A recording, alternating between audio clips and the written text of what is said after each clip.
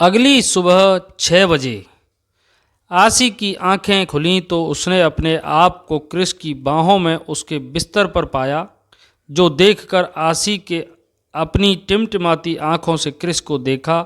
Chris shirtless उसे अपनी बाहों में भरकर सोया हुआ था। इस वक्त उसका हैंडसम चेहरा बहुत ही शांत नजर आ रहा था। इंग्लिश गोरी स्किन, ब्लैक हेयर जो उसके माथे पर बिखरे हुए थे, शार्प नोज, पतले खूबसूरत होठ जिसे भगवान ने बहुत ही फुर्सत से बनाया था, साक्षात कामदेव का अवतार। कुछ पल के लिए आशी उसकी हैंडसम बॉडी और अट्रैक्टिव फेस को देखते ही रह गई, लेकिन अचानक आशी की नज़र अपने बदन पर गई और उसकी आंखें फटी की फटी रह गईं। क्रिस किसी खरगोश के बच्चे की तरह उसे अपनी बाजुओं में लेकर सोया हुआ था। दोनों के बीच बिल्कुल भी फासला नहीं था। आशी यह सब देखकर क्रिस पर गुस्सा करने लगी। तभी उसे याद आया कि कल क्रिस ने क्या किया था और क्या कहा था। यह याद आते ही आशी डर गई और उसने चुपचाप क्रिस की बाहों से खुद को आज़ाद करने के बारे में सोचा। इससे पहले यह साइको एक बार फिर उठकर उसे परेशान करे, आशी ने धीरे धीरे क्रिस के भारी भरकम हाथ को अपने ऊपर से हटाने की कोशिश की, जिसमें वह कामयाब रही। फिर आशी क्रिस के उस हाथ को हटाने लगी जिस पर इस वक्त उसने अपना सर रखा हुआ था, क्योंकि क्रिस ने दोनों हाथों से आशी को जकड़ रखा था। कुछ ही पल में वह क्रिस की बाजू से आज़ाद हो गई थी और अब आशी के दिल में एक खुशी की लहर दौड़ गई। और अब आशी धीरे से उठकर जैसे ही बेड से उतरने को हुई, तभी अचानक ही क्रिस ने पीछे से अपने दोनों हाथ बढ़ाकर उसे पकड़कर अपनी तरफ खींच लिया और बोला, कहाँ भागने की तैयारी कर रही हो माय लव? क्या सोचा था तुमने? मुझसे बचकर चुपचाप निकल जाओगी? कहते हुए क्रिस आशी को अपनी गोद में बैठा लेता है। उसके जवाब में आशी अटकते हुए बोली, नहीं नहीं, मैं तो बस ऐसे ही वॉशरूम जा रही थी, प्लीज़ छोड़ो ना साइको, क्या कर रहे हो? क्रिस ने आशी को निहारते हुए कहा। मैंने क्या किया फायरफ्लाई? कुछ भी तो नहीं। मैंने तो अभी कुछ भी करना शुरू नहीं किया और तुम अभी से परेशान हो गई। जिस दिन मैं करूँगा उस दिन तुम्हारी क्या हालत होगी? उस दिन तुम मुझे कैसे टॉलरेट करोगी माय लव? ज़रा बताओ तो मेरी फायरफ्लाई। यह सुनकर आशी की आंखें हैरानी से बड़ी हो गईं और उसने लड़खड़ाते शब्दों में पूछा, मतलब क्या है तुम्हारा? आखिर तुम करना क्या चाहते हो साइको? क्रिस ने उसके चेहरे की तरफ देखते हुए उसकी आंखों में झांकते हुए कहा, तुम्हें खाना चाहता हूँ firefly. You are so tasty. तुम बहुत ही स्वादिष्ट हो। आशी उसकी बातों से डरते हुए बोली, क्या तुम मुझे खाना चाहते हो? लेकिन क्यों? साइको, मैंने क्या किया है? मैंने तो कोई नई शरारत भी नहीं की। मैंने तो बस इतनी सी शरारत की थी, लेकिन प्लीज़ मुझे खाना मत साइको, मैं बिल्कुल भी टेस्टी नहीं हूँ। मैं तुम्हारे लिए टेस्टी टेस्टी खाना बना दूँगी, बस मुझे बख्श दो प्लीज़, मैं तो क्यूट सी आशी हूँ ना। क्रिस आशी को अब दीवानों की तरह प्यार कर रहा था। उसकी मासूम बातों को सुनकर अपने चेहरे पर तिरछी मुस्कान लाते हुए बोला, तुम्हें नहीं पता फायरफ्लाई, तुम बहुत टेस्टी हो, बट डोंट वरी, मैं तुम्हें अभी नहीं खाऊंगा, क्योंकि अभी उसका सही वक्त नहीं आया है। अभी तो मैं तुम्हें प्यार करूंगा। आशी नासमझी में क्रिस की बातों को समझने की कोशिश कर रही थी, लेकिन तभी क्रिस उसे किस करने लगा। यह महसूस होते ही आशी की सांस भारी होने लगी। उसने क्रिस को रोकने की कोशिश करते हुए कहा, साइको, तुम यह क्या करते हो हमेशा? प्लीज़ ऐसा मत करो, मुझे अजीब लगता है, बहुत ही अजीब लगता है। आशी की बात सुनकर कृष्ण ने बोला, नो माय लव, अब तुम्हें मुझसे प्यार करना ही होगा, क्योंकि अब मैं खुद को काबू नहीं कर सकता। बहुत जल्द मैं तुम्हें पूरी तरह से अपना बना लूँगा। लगभग आधे घंटे तक कृष्ण ने आशी को ऐसे ही परेशान किया था। वह उसको दीवानों की तरह प्यार करने लगा था, जिसके कारण आशी की आंखों से आंसू बहने लगे थे। उसका चेहरा लाल होने लगा था, लेकिन कृष्ण का तो उसे छोड़ने का जी ही नहीं कर रहा था। लेकिन ना चाहते हुए भी आशी की हालत पर तरस खाकर कृष्ण ने उसे आज़ाद कर दिया और आशी बाथरूम में शावर लेकर फ्रेश होते हुए बाहर आई और क्लोजेट से कपड़े निकालकर पहन लिए। अब कृष्ण ने उसे ड्रेसिंग टेबल के सामने बिठाकर उसके बालों को ड्राई किया, फिर अपने हाथों से उसके बालों को कॉम्ब किया। डिजाइनर वेदर हेयर बैंड से उसके बालों की हाई पोनीटेल बनाई।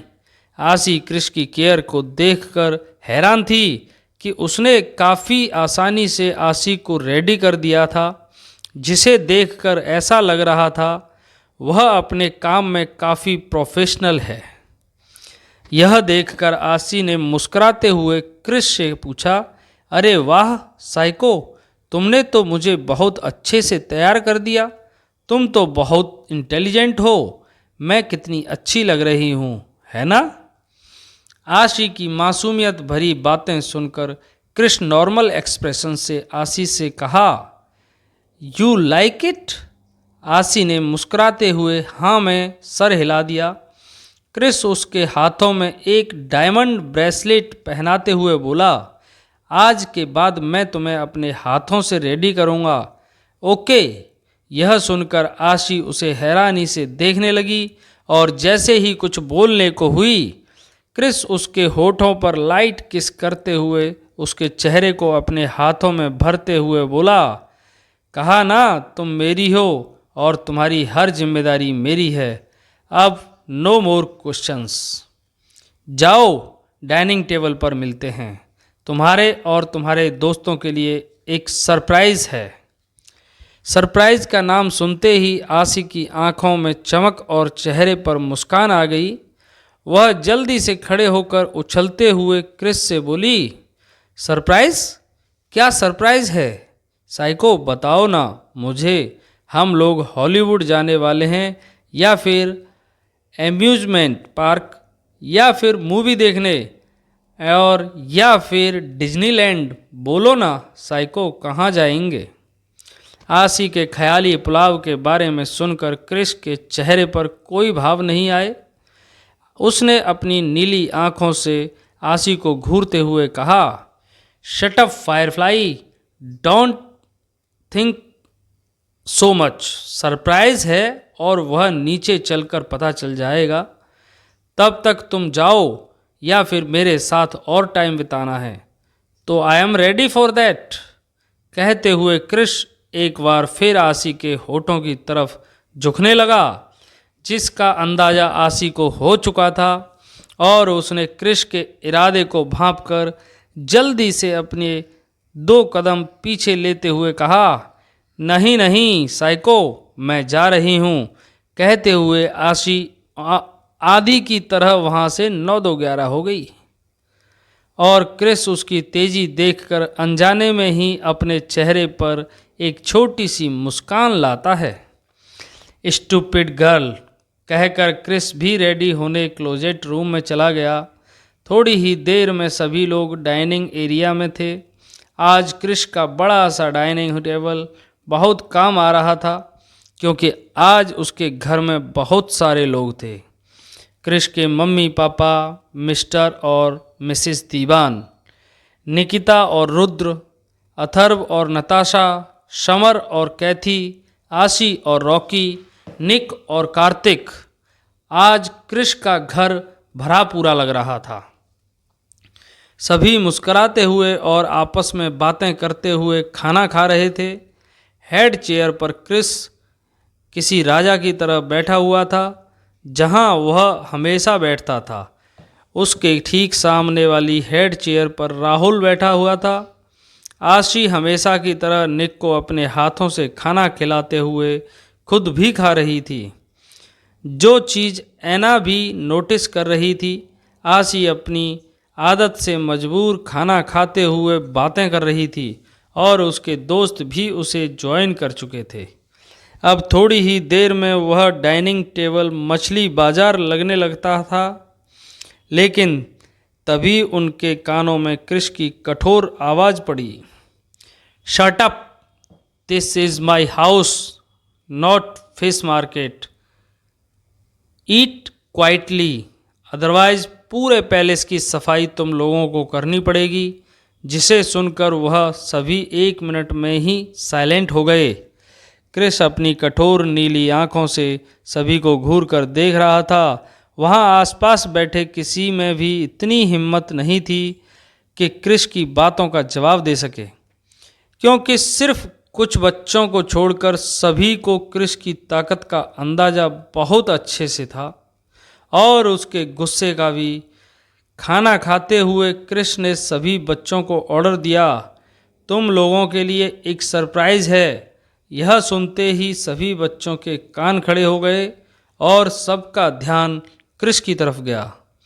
क्रिस अपना खाना खाते हुए कोल्ड वॉइस में बोला, आज के बाद तुम सब यहीं रहोगे। जिसे सुनते ही सभी बच्चों के चेहरे पर बड़ी सी मुस्कान आ गई और सभी अपने दोनों हाथ उठाकर जैसे ही शोर मचाने वाले थे, क्रिस ने अपनी नीली आंखों से उसे घूरा और सभी की आवाज़ उनकी हलक में ही रह गई।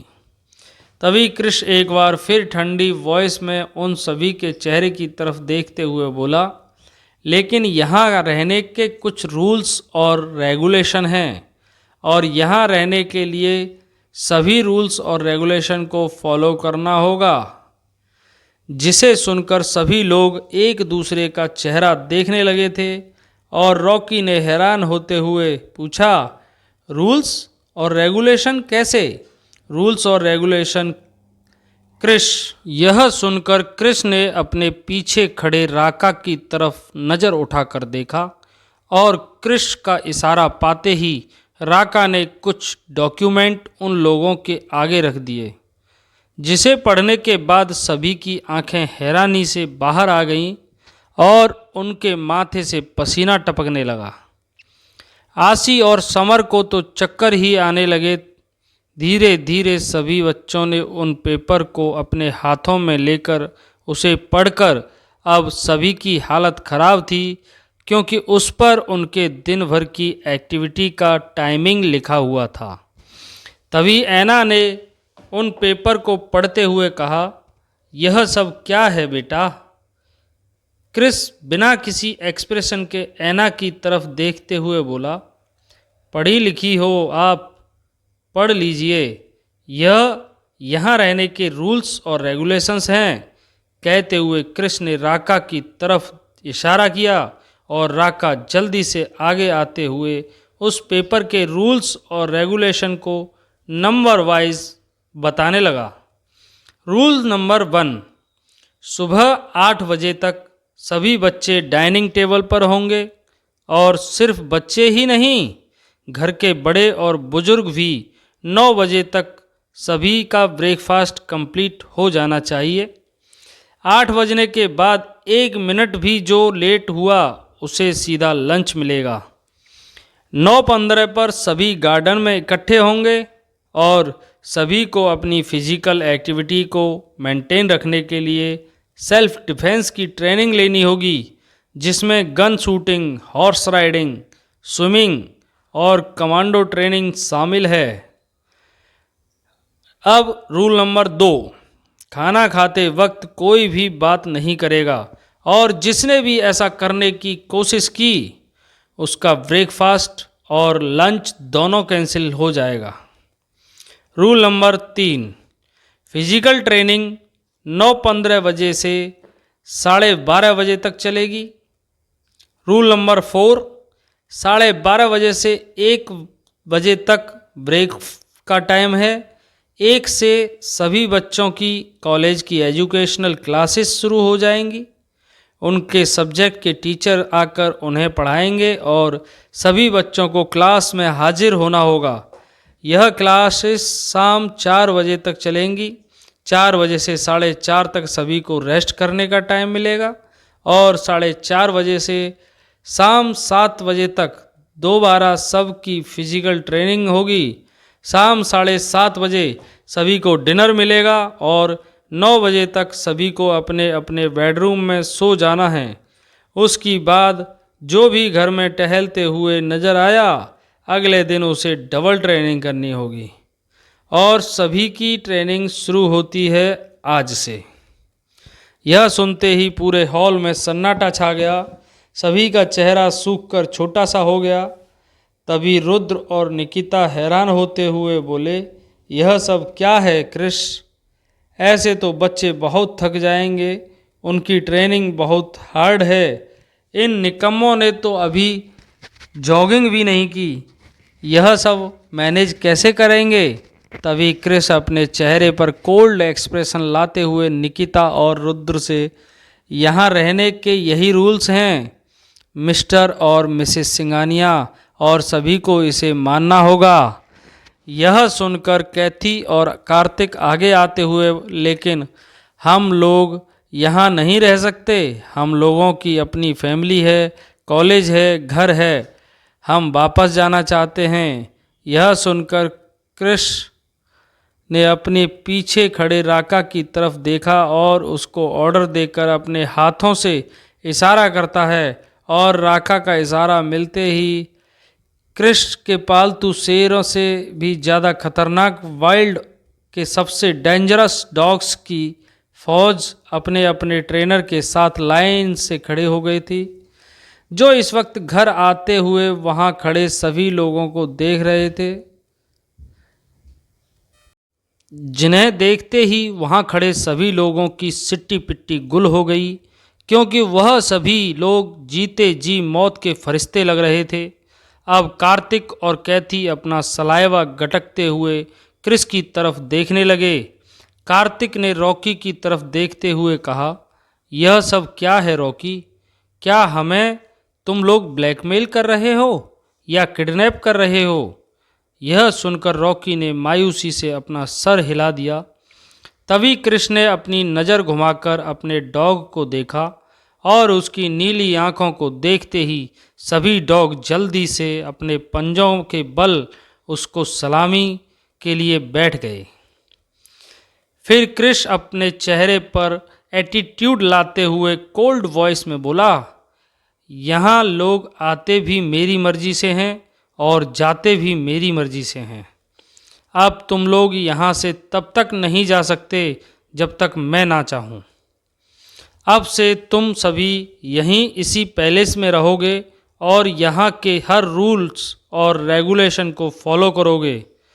तभी सभी बच्चों ने इकट्ठा होकर हिम्मत करते हुए जैसे ही मुंह खोलने को हुए, कृष्ण ने झटके से अपने पॉकेट से गन निकालकर बिना पीछे देखे एक रॉटविलर डॉग को शूट कर दिया, जो बहुत देर से वहाँ खड़े खड़े घुर्रा रहा था। यह नज़ारा इतना खतरनाक था कि वहाँ खड़े सभी लोगों के पसीने छूटने लगे और बच्चों ने अपने कानों पर हाथ रखकर जल्दी से आंखें बंद करके चिल्लाना शुरू कर दिया। यह नज़ारा निकिता भी नहीं देख पाई, लेकिन राहुल, रुद्र और ऐना ऐसे खड़े थे जैसे उन्हें इस बात से कोई शौक ही नहीं लगा था। सभी बच्चे डर के कांप रहे थे। तभी क्रिस कोल्ड वॉइस में उस गन को अपने हाथों में लेकर देखते हुए बोला, मैं उन लोगों से नफरत करता हूँ जो मेरी बात नहीं सुनते। जहाँ किंग खड़ा होता है वहाँ किसी और को बोलने की इजाज़त नहीं होती। Got it my boys? अब क्रिस का खतरनाक चेहरा देखकर किसी की भी कुछ कहने की हिम्मत नहीं हुई। क्रिस अपने हाथों में पहनी हुई घड़ी में टाइम देखते हुए बोला, गार्डन में पहुंचने के लिए 30 सेकंड हैं तुम लोगों के पास। और you guys time start now. और यह सुनते ही सभी बच्चे सर पर पैर लेकर ऐसे भागे जैसे उनके पीछे किसी ने 100 कुत्ते दौड़ा दिए। और अब 30 सेकंड बाद सभी अपने घुटनों पर हाथ रखकर अपनी जीभ बाहर निकालकर लंबी लंबी सांसें ले रहे थे। तभी कैथी ने रोते हुए आसी से कहा, हे जीसस, अगर मुझे पता होता यहाँ आकर मेरा यह हाल होगा और मैं बैठे बैठे किडनैप हो जाऊंगी तो मैं यहाँ कभी नहीं आती।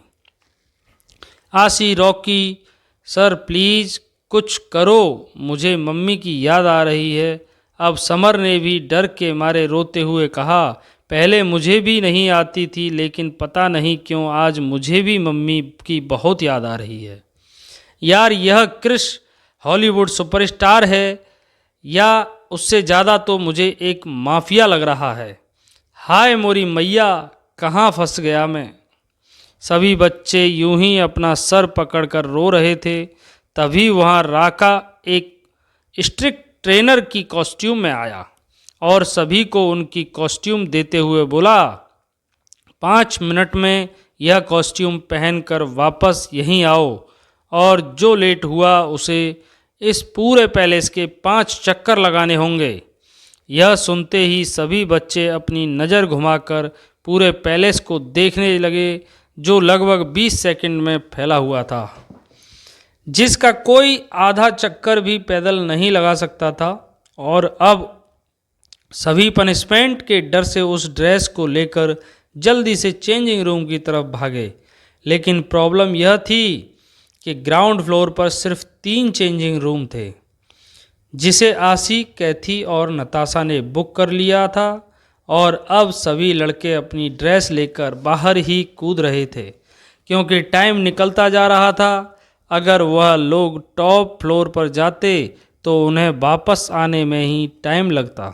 इसलिए समर ने पनिशमेंट की डर से जल्दी से एक झाड़ी के पीछे छुपकर अपनी ड्रेस बदलना शुरू कर दिया और रॉकी फूलों के बगीचे में जाकर अपनी ड्रेस बदलने लगा। तभी अचानक वह किसी से टकराया और अब सामने खड़ा शख्स भी रॉकी को देखकर चिल्लाने लगा, कार्तिक, तुम यहाँ क्या कर रहे हो?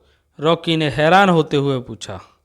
कार्तिक जल्दी जल्दी कपड़े पहनते हुए बोला, अरे वही कर रहा हूँ जो तुम करने आए हो। अगर पनिशमेंट नहीं लेनी तो जल्दी कपड़े तुम भी बदलो। वह हाँ हाँ कहकर रॉकी भी जल्दी जल्दी गार्डन में ही कपड़े बदलने लगा। थोड़ी ही देर में सभी बच्चे मिलिट्री के कपड़े में थे और अब शुरुआत सभी की छोटी मोटी फिजिकल एक्सरसाइज से हुई। लेकिन यह एक्सरसाइज भी उन लोगों के लिए काफ़ी मुश्किल थी। हालांकि लड़के तो जिम जाते थे, वह काफ़ी स्ट्रॉन्ग थे, लेकिन लड़कियां नाजुक सी कली, उनसे तो हो ही नहीं रहा था।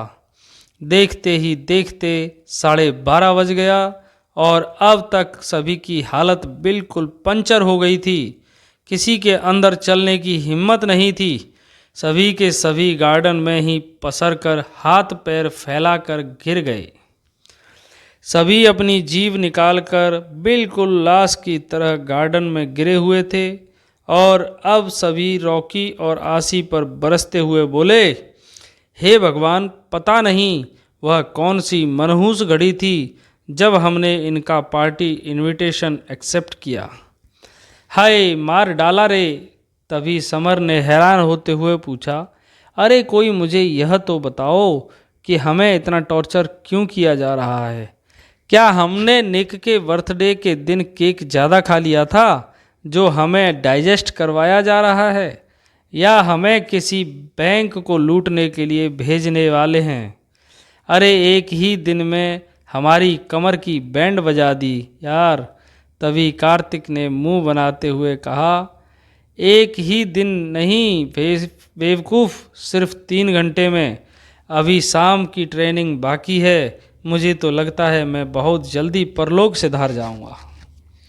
अब आसी ने मुंह बनाते हुए कहा, जब साइको ने सरप्राइज़ की बात कही थी, मुझे लगा वह हमें डिज्नीलैंड ले जाएगा या फिर हॉलीवुड लेके जाएगा, लेकिन यह तो हमें शमशान लैंड ले जाने के चक्कर में है। सभी बच्चे शिकायत करते हुए आपस में बातें कर रहे थे। तभी एक स्पेशल गार्ड जाकर उन सभी को इन्फॉर्मेशन देता है कि आधे घंटे के अंदर उन लोगों को लंच करना है और सिर्फ अपनी क्लासेस के लिए जाना है, वरना रात का डिनर भी नहीं मिलेगा। और यह सुनते ही सभी बच्चे अपनी टूटी फूटी हड्डियों को संभालते हुए लड़खड़ाते कदमों से डाइनिंग हॉल में बढ़ गए। सभी खाना खाते हुए एक बार घड़ी की तरफ देख रहे थे। उन्होंने जैसे ही खाना फिनिश किया, उनके टीचर भी आ गए और अब सभी अपनी क्लासेस में थे। हैरानी वाली बात यह थी कि यहाँ रॉकी और कार्तिक को भी पढ़ाया जा रहा था, जबकि उनका फिजिकल एक्टिविटी के कारण सभी बच्चे थक चुके थे। क्लास में सबको नींद आ रही थी। यह देखकर राका, जो अभी अभी सभी पर नज़र रख रहा था, उसने अचानक ही क्लास में एक गन फायरिंग की, जिसकी आवाज़ सुनते ही सभी बच्चों की नींद उड़नछू हो गई। क्रिश ने एक खास ऑर्डर दिया था राका को सभी बच्चों पर नज़र रखने के लिए। देखते ही देखते शाम की ट्रेनिंग भी कंप्लीट हो गई और रात होते होते सभी लाश की तरह इधर उधर गिरे हुए थे। किसी में खाना खाने की भी ताकत नहीं थी। सब लोग इतने ज़्यादा थक चुके थे कि हालत ख़राब थी। उन्हें सुध ही नहीं थी कि वो कहाँ हैं बेचारे। बेचारी निकिता से यह नज़ारा देखा नहीं जा रहा था। वह एक माँ की तरह सभी टूटे फूटे बच्चों को अपने हाथों से खाना खिला रही थी। तभी रुद्र ने राहुल की तरफ देखते हुए कहा, मुझे नहीं लगता यह बच्चे ज़्यादा टाइम तक इतनी स्ट्रॉन्ग फिजिकल ट्रेनिंग को संभाल पाएंगे। क्रिस उनके साथ कुछ ज़्यादा ही स्ट्रिक्ट हो रहा है। आई थिंक हमें उससे बात करनी चाहिए। राहुल ने बिना किसी एक्सप्रेशन के दूर से ही सभी बच्चों को देखते हुए कहा, कोई फ़ायदा नहीं है, वह किंग है। वह जो कर रहा है सोच समझ कर रहा है।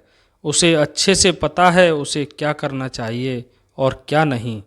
वैसे भी आगे सब संभालना उसी को है, जिम्मेदारी भी उसी की है।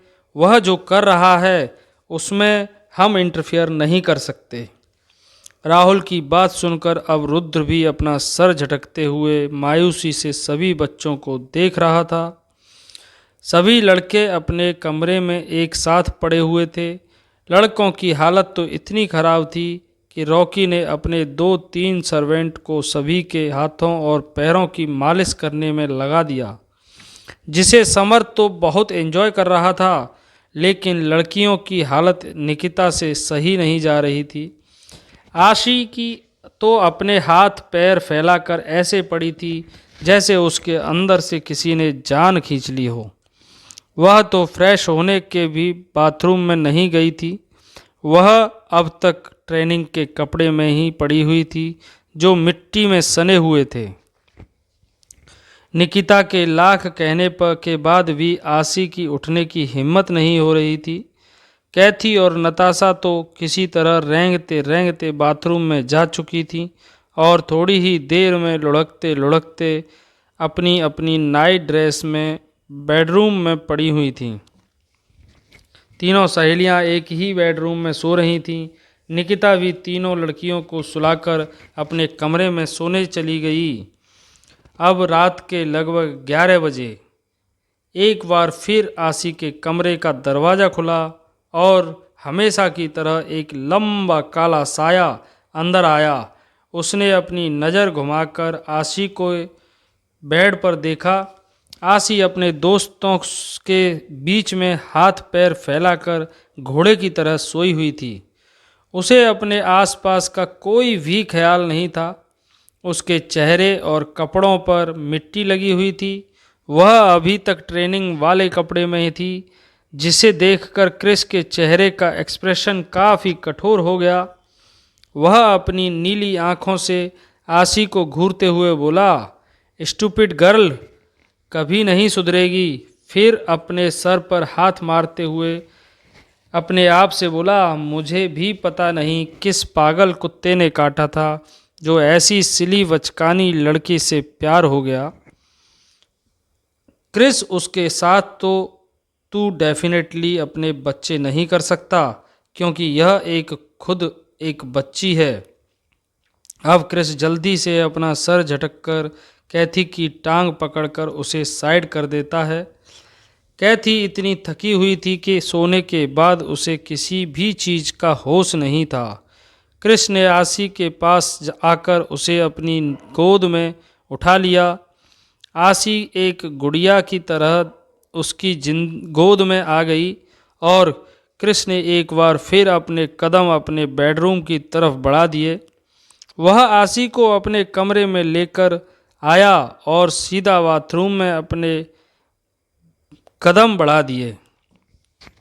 क्रिस ने बाथरूम में गर्म पानी ऑन कर दिया और आसी को शेल्फ पर बिठाकर उसको साफ करने लगा। आसी इतनी गहरी नींद में थी कि उसे किसी बात का एहसास भी नहीं था। यह चीज़ देखकर क्रिस मुंह बनाते हुए अपना सर झटक रहा था। क्रिस आसी के साथ साथ खुद भी नहीं नहा रहा था। अचानक अपने बदन पर गर्म पानी महसूस करके आसी ने पहले मुंह बनाया, लेकिन उसने अपनी आंखें नहीं खोलीं और जम्हाई लेते हुए क्रिस के सीने पर ही करवट बदलकर सोने लगी।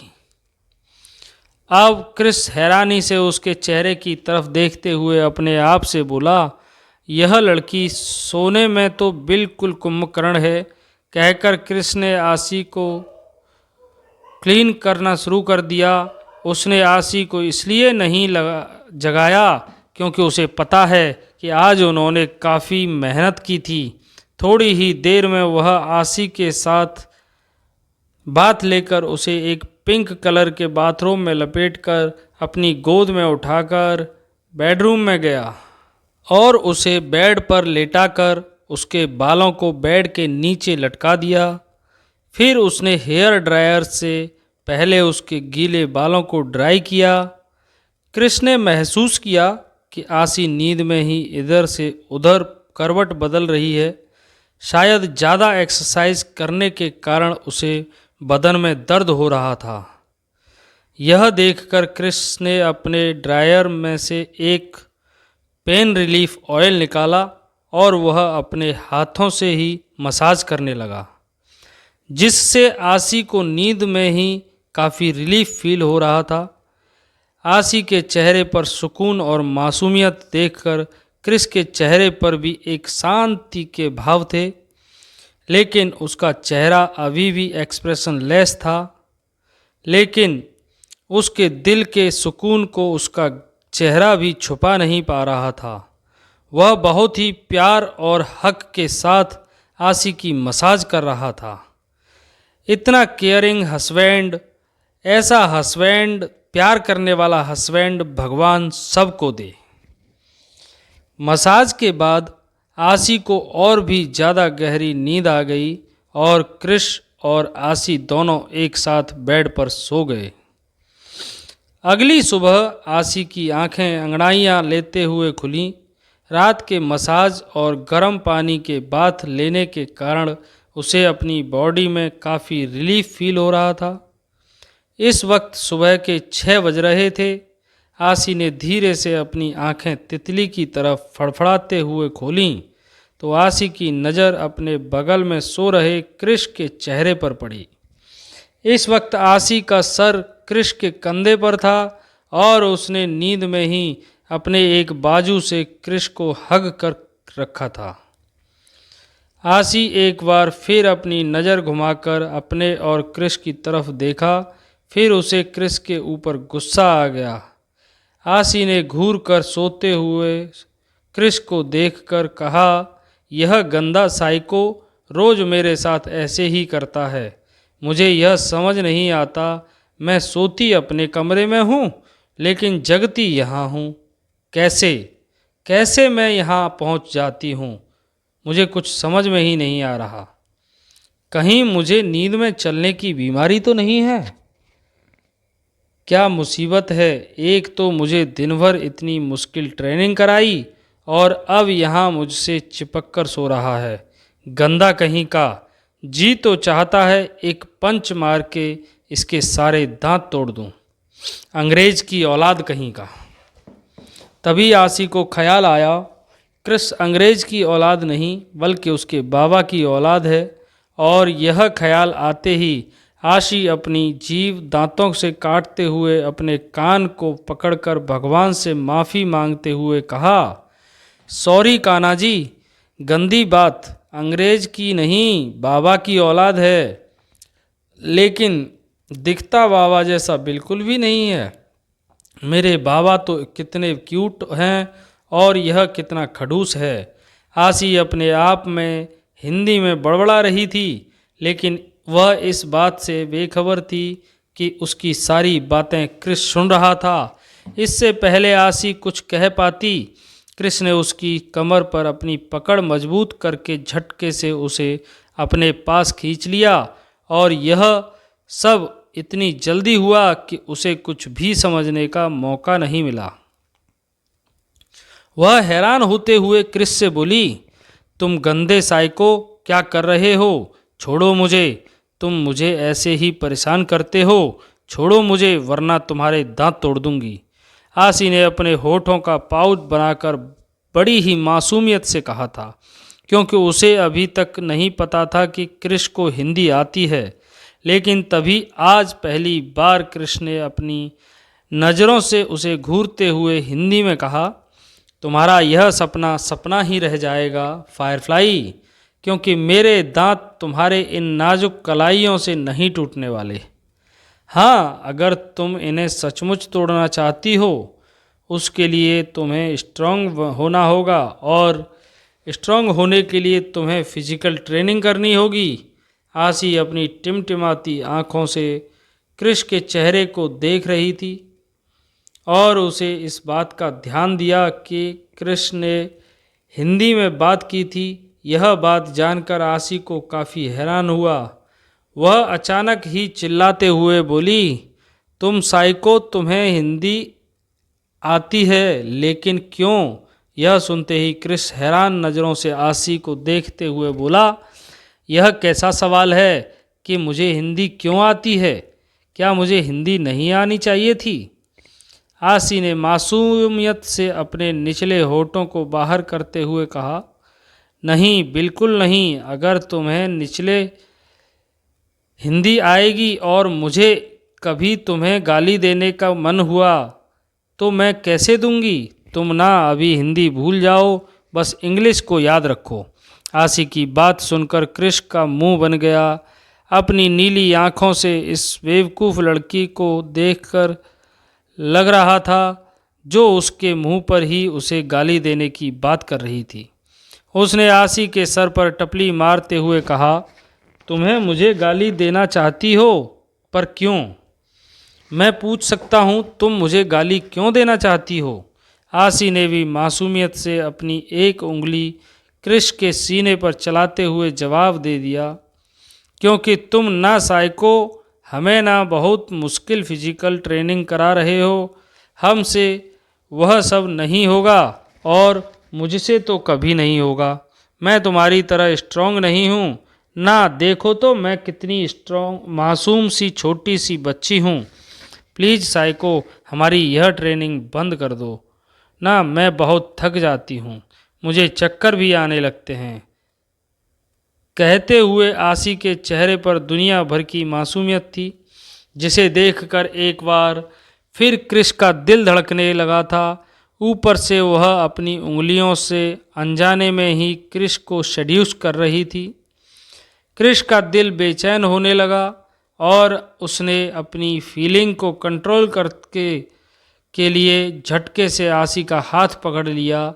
यह माया महसूस करके आसी ने अपनी नज़र उठाकर साइको की तरफ देखा और क्रिस उसे अपनी नीली नज़रों से घूरते हुए बोला, तुम्हारा फिजिकल ट्रेनिंग करना ज़रूरी है फायरफ्लाई, तभी तो तुम स्ट्रांग होगी और मेरे दोस्तों दांत तोड़ पाओगी? तुम्हारा स्ट्रांग होना बहुत ज़रूरी है फायरफ्लाई। अब आसी ने हैरानी से क्रिस से पूछा, क्या तुम चाहते हो कि मैं तुम्हारे दांत तोड़ दूं? ना साइको, लेकिन तुम ऐसा क्यों चाहते हो? तुम्हारे दांत टूट जाएंगे तो तुम बिल्कुल भी अच्छे नहीं लगोगे, इसलिए मैं तुम्हारे दांत नहीं तोड़ूंगी। लेकिन एक बात बताओ, तुम क्यों चाहते हो कि हम लोग यह ट्रेनिंग करें? तुम्हें पता है ना, यह बहुत हार्ड है। क्रिस उसके माथे पर किस करते हुए उसे अपने सीने से लगाकर उसके बालों में हाथ फेरते हुए बोला, क्योंकि स्ट्रांग होना बहुत ज़रूरी है फायरफ्लाई। तभी तो तुम खुद को और अपने आसपास के लोगों को प्रोटेक्ट करोगी। तुम ही ने तो कहा था ना, तुम कमज़ोर हो तो सब तुम्हें गुली कहते हैं, इसलिए तुम स्ट्रांग बनो ताकि तुम्हें कोई भी गुली ना करे। तुम्हें अपने लिए स्ट्रांग बनना होगा ताकि ज़रूरत पड़ने पर तुम मुझसे भी फाइट कर सको। समझ गई? आसी ने मासूमियत से अपना सर हाँ में हिलाते हुए कहा, ठीक है, अगर तुम कहते हो तो मैं ट्रेनिंग करूंगी, लेकिन मुझे तुमसे फाइट नहीं करनी। यह सुनकर क्रिस उसके चेहरे की तरफ देखते हुए बोला, क्यों? तुम्हें मुझसे फाइट क्यों नहीं करनी? अभी तो तुम मेरे दांत तोड़ना चाहती थी, तो अब क्या हो गया? आसी ने धीरे से उसके चेहरे की तरफ देखते हुए कहा, क्योंकि तुम मेरे बॉयफ्रेंड हो ना, और अपने बॉयफ्रेंड से झगड़ा करना अच्छी बात नहीं होती। मैं बस गंदे गंदे लोगों से फाइट करूंगी जो मुझे गुली करेगा, और मैं उनके सारे दांत तोड़ दूंगी। और पता है ना, बाबा से भी फाइट नहीं करूंगी, समर से भी नहीं करूंगी, कार्तिक भैया से भी नहीं करूंगी, अथर्व भैया से भी नहीं करूंगी, नताशा और रॉकी, और कहते हुए आसी ने घर के लगभग सभी लोगों के नाम गिनवा दिए थे। किसी से भी मैं फाइट नहीं करूंगी। और अब क्रिश अपनी फूटी किस्मत पर रोते हुए बोला, मुझे तो लगा था इसकी लाइफ में सिर्फ मैं ही स्पेशल हूँ, पर अब पता चल रहा है कि इसकी लाइफ में मैं भी स्पेशल हूँ। यह लड़की बड़ी कब होगी? क्रिस अपना सर झटककर आसी को अपनी गोद में उठाकर बाथरूम की तरफ चल दिया। आसी, जो इस वक्त बड़बड़ा रही थी, उसने एक बार फिर जब दोनों के बदन को देखा तो जोर से चिल्लाई और साइको, मैं तुम्हारे दांत तोड़ दूंगी, कहते हुए आसी ने अपनी आंखों पर हाथ रख लिए। क्रिश भी बिना एक्सप्रेशन के उस बेवकूफ़ लड़की को देख रहा था। थोड़ी देर बाद वह उसे अपने साथ शावर ले देकर अपनी गोद में लेकर वापस बाथरूम से बाहर आ गया। इस वक्त आसी का मुंह बना हुआ था, क्योंकि क्रिस ने उसे इस बार भी बहुत परेशान किया था। आसी की आंखें और चेहरा लाल था, जिसे देखकर साफ साफ पता चल रहा था कि वह रोई है, लेकिन क्रिस के चेहरे पर कोई भी एक्सप्रेशन नहीं थे। आसी ने आज एक जीन्स और टॉप पहना था, उसके बालों की 2 चोटी करके उसमें 2 छोटे बड़े क्लिप लगाए थे, होठों पर हल्का सा लिप बाम ताकि उसकी सोसलिंग कम हो जाए। इसके अलावा उसने आसी को स्पोर्ट्स शूज़ दिए थे, क्योंकि आज रनिंग थी। क्रिस ने आसी के चेहरे पर कोई भी मेकअप नहीं किया था, क्योंकि उसे बिल्कुल भी पसंद नहीं था। आसी मासूम बच्चों की तरह तुम मुंह फुलाकर बैठी हुई थी, क्योंकि क्रिस के आगे तो उसकी एक भी नहीं चलती थी।